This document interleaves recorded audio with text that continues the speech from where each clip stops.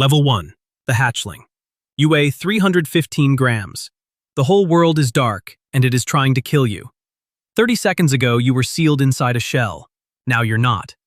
Your beak drove the first crack through on instinct, a blind, dumb push toward something you couldn't name. You didn't choose this. You didn't choose anything. But the crack split, the shell fell away in pieces, and here you are, soaking wet, eyes sealed shut, the size of a fist, inside the worst place on the planet. Outside your parents' feathers, the air is minus 60 degrees Celsius. Inside the brood pouch, pressed flat against a wall of warm skin, it is 37 degrees. That gap, 97 degrees of temperature, is the only reason you are still alive.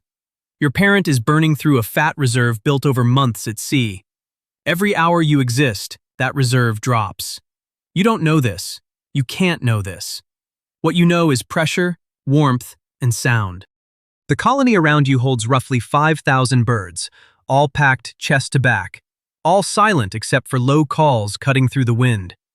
The wind is constant. It is loud in a way that somehow feels like silence because it never stops and never changes. Something happens on your first day. You call out, a thin, reedy sound, barely a noise at all. Your parent calls back. The two sounds lock together like a key finding a cut. This will matter later. This is how you find each other when the world goes white. But right now, it is just noise and warmth and dark. You think you know what this is. You don't. Level 2. The Creche Newcomer. You are 35 days old. You weigh just over a kilogram. And for the first time in your life, you are standing on the ice. Not on feet, on your own feet. Your parent tips forward, and the transfer happens in under 3 seconds. One moment you are cargo, the next, you are not. Your legs wobble on the compacted surface. The ice doesn't give it all. Your feet splay wide, searching for a grip they don't quite have yet. You take 4 steps and stop. You take 4 more. Around you, the creche holds several hundred chicks packed so tight you can barely see where one bird ends and the next begins. The wind chill is minus 40.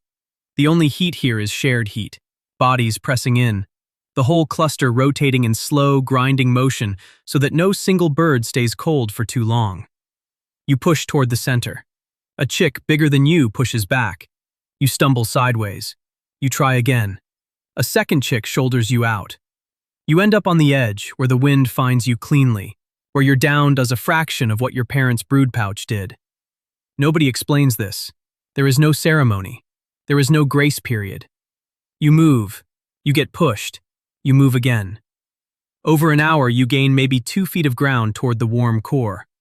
Then a bigger chick takes it back in 10 seconds flat. This is the whole lesson of the creche. Position is everything. Nobody holds it for you. Nobody gives it to you. The ice is the same temperature whether you earned your spot or not. Your parent is already walking toward the sea, 60 miles of it. You watch them go. Level 3. The Fledgling Striker. You are 150 days old. Your baby down is gone.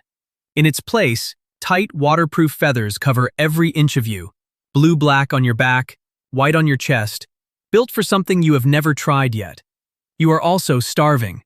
You have lost close to 45% of your body weight. Your sternum pushes through your skin like a ridge of ice. The colony has thinned around you. Adults move through in smaller numbers now. The ones who fed you, your parents, left weeks ago. You did not watch them go this time. You were too hungry to notice. You walk. There is no plan. There is just the direction every other juvenile is walking, toward a brightness at the edge of the white, toward the ice shelf's lip where the water begins. You reach it. You stop. The ocean is minus 1.8 degrees Celsius. It sits dark and flat and enormous in front of you. You have never seen anything like it. You go in anyway. The cold hits like a wall. Then something shifts. Your feathers lock the heat in. Your muscles fire differently in the water. Your wings stop being awkward and start being blades. You dive to 6 feet, then 15, then 30. You are fast here. Genuinely fast. You find a small shoal of fish and you drive through it. You catch one. You swallow it whole before you surface. You catch another. You come up in open water, alone, 50 yards from the ice. The colony is a dark smear on the horizon. You are not cold. You are full for the first time in weeks. It feels exactly like what it is, a beginning. Level 4, the deep diver. You are 2 years old. Your lungs hold more air now. Your spleen, packed dense with red blood cells, squeezes shut when you dive, pushing a fresh charge of oxygen into your blood. Your heart drops to 15 beats per minute on the way down. Your body does this on its own. You did not learn it. You became it. You dive to 100 meters, then 200, then past the line where all the light dies. Below 200 meters, the ocean is completely black. No shape, no color, nothing. But you can find a fish in that blackness. You track the faint pressure wave it makes. You feel it more than see it. You close in from below, where your dark back vanishes against the deep, and you strike. It works nearly every time now. You push deeper. 300 meters, then 400. Then one dive carries you down past 500 meters, where the pressure is 50 times what it is at the surface. No seal follows you here. No other bird comes close. This column of cold, dark water belongs entirely to you. A single dive lasts 22 minutes. You surface, breathe for 90 seconds, and go back down. You are good at this. Genuinely, completely good. You spend 75% of your waking hours in the water now. The colony is 2 miles off, quiet and still on the ice. You do not need it the way you once did. You need the fish. You need the depth. On the surface, between dives, you float alone in open water with nothing around you for hundreds of yards in every direction. The cold doesn't bite anymore. It just holds you. Steady. Close. You go back down. Level 5, the rival. You are 3 years old. You are done with the open water for now. You turn back toward land. Cape Washington holds 21,000 breeding pairs this season. You smell it before you see it. Ammonia and salt, and 42,000 warm bodies pressed into a half-mile stretch of ice. The noise hits next. 80 decibels of calls layered on top of calls. A wall of sound so dense you feel it in your chest before you process a single note. You walk in anyway. Head up, chest full. You are the best version of yourself you have ever been. Your coat is clean and tight. Your weight is good. Every deep dive, every fish at 400 meters, every long hour in the Weddell Sea built this body. Other penguins look at you as you pass. They move a half step. You notice it. It feels exactly as good as you thought it would. You find a clear patch of ground. You stop. You raise your head and you call. Your call carries your weight, your health, your 3 years of survival in a single broadcast note. It cuts through the 80 decibel noise floor the way a clean signal cuts through static. You hold it. You let it out fully. Across the rookery, something answers. The call comes back, precise, individual, yours. You call again. It calls again. You move toward it, and it moves toward you. And when you finally close the distance and stand chest to chest with another bird, something in your body locks into place like a gear finding its teeth. You did not know a sound could do that. Around you, 40,000 other birds are running the same contest. Not all of them will win it. You don't think about that yet. Level 6, the bonded one. You win it.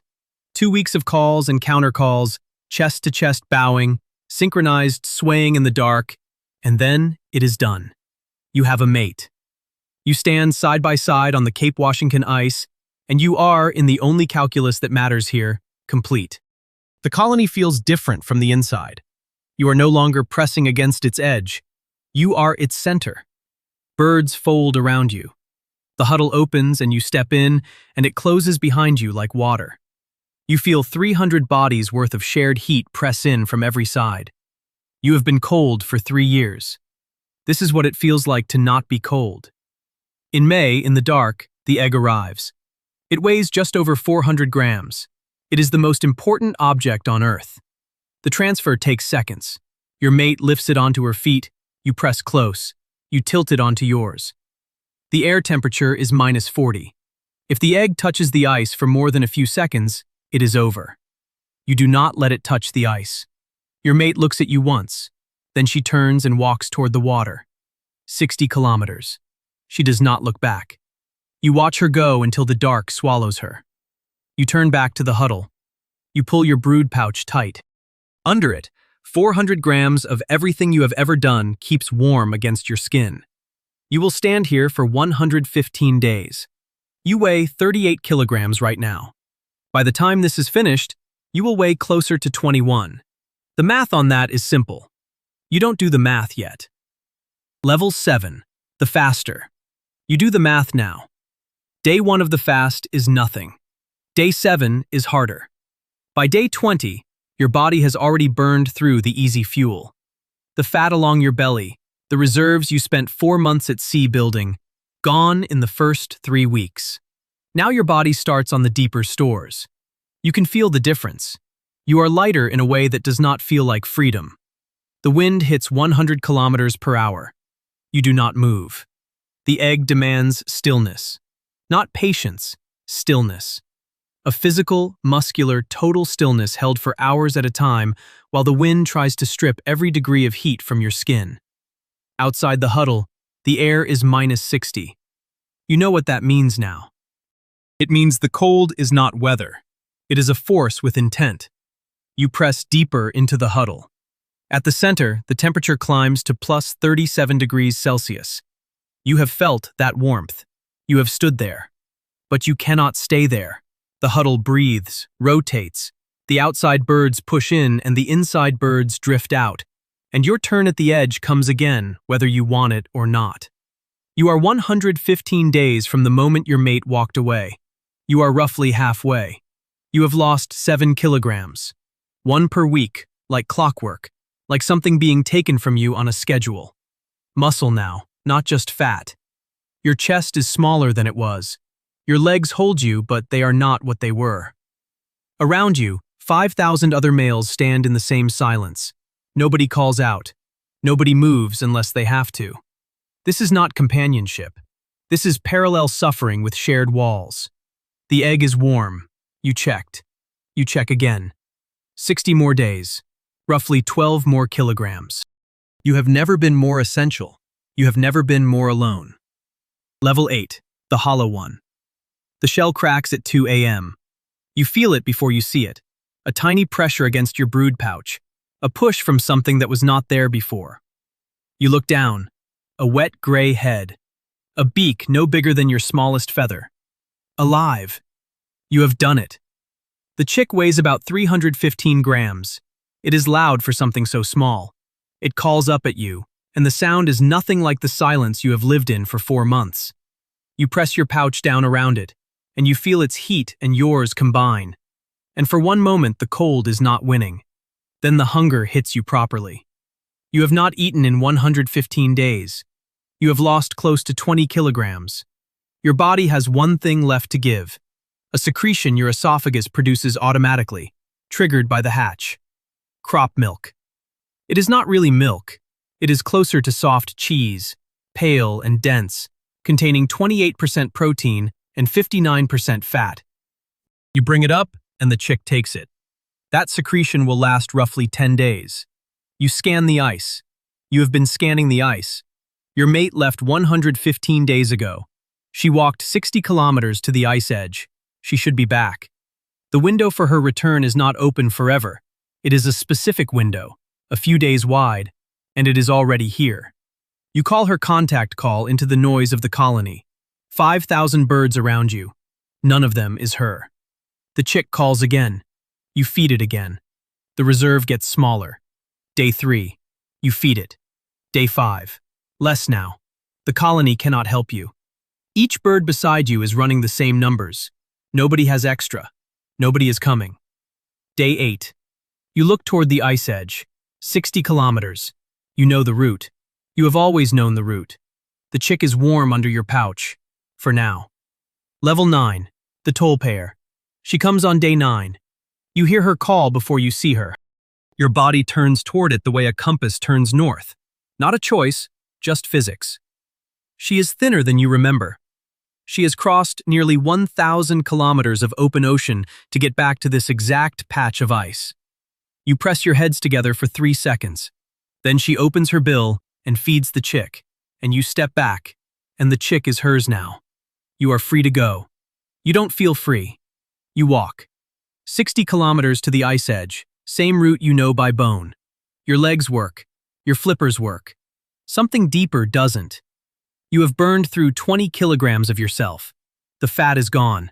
The muscle behind the fat is partly gone too. What's left is a kind of debt that food won't fully clear. You reach the water on day 2 of walking. You dive. The ocean is 28 degrees warmer than the surface you just left. The first fish goes down in under a second. Then another. You eat for 6 hours. You eat until the number stops mattering. You have not done this in nearly 4 months. You should feel triumph. You know what triumph is supposed to feel like. This isn't it. What you feel is structural. Something in the load-bearing walls has shifted. You surface. You dive again. Around you, other adults are doing the same. Adults who came back to silence. Adults whose chicks did not make it through the creche. 1 in 5 chicks didn't survive this year. Some years it's closer to 1 in 2, depending on the sea ice, depending on the krill. The colony will not tell you which number this year was. The colony doesn't account for it. The colony just continues. You eat. You put weight back on. You will return. The colony needs you to return. That is the only math that matters here. Level 10. The ice that remembers. You are old now. 12 years, perhaps 15. You don't count them. You measure them in ice, in how far you walk to reach it, in how early it breaks, in how thin it sounds under your feet. You stand at the edge of the winter huddle. You have stood here before. You stood here as an egg, as a gray chick, as a young adult shaking through your first breeding fast. The huddle looks the same from the outside. Inside it, you know, it is the same heat, the same press of bodies, the same -60 air waiting 2 inches past the outermost bird. Some of the birds in that huddle carry your genes. You don't know which ones. It doesn't matter. They are in there, and they are warm. You dive still. 40 meters, 50, sometimes 70 on a good day. Your lungs hold longer than they did at 3 years old. Your body knows the ocean the way a stone knows a riverbed. You have made thousands of dives. The number is too large to mean anything, but the ice edge is closer than it was. The colony has moved twice in your lifetime, following stable ground, following winter that still holds. The coordinates you hatched into no longer exist as a rookery. The place is still there on a map. The ice that made it isn't. You respond to this the way you respond to everything. You go where the cold is. You go where the ground holds.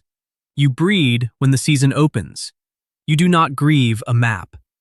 But the projections don't care what you do.